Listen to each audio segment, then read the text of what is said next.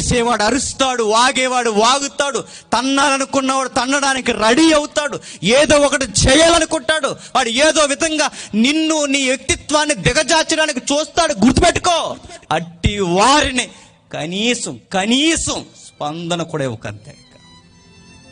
ఈయన లీడర్కున్న క్వాలిటీలో ఒక క్వాలిటీ ఏంటి చెప్పిన అస్సలు పట్టించుకోలేదట.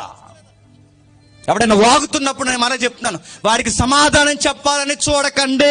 Time waste. ఎందుకు చెప్పిన వాడు టైం పాస్ చేయడానికి ఎవడొకటి అంటాడు. వాడికి పని లేదు, పాట లేదు, వాడికి ఉన్న పని ఒకటే. ఆడు ఎఫ్బీలో ఫేస్బుక్లో చస్తాడు. వాడికి ఏ పని లేదు. నీకు చాలా పనులు ఉన్నాయి, ఇవి చెబుతూ కూర్చుంటే నీ పనులు నువ్వు చేయలేవు, నీ లక్ష్యాన్ని నువ్వు అందుకోలేవు. అంటున్న ప్రతి మాటను వెనకేసుకుంటే నీ గురు నువ్వు మర్చిపోతావు. నీ గురు ఒకటే, నీ ఎదురుగా ఏముంది అదే చూడు.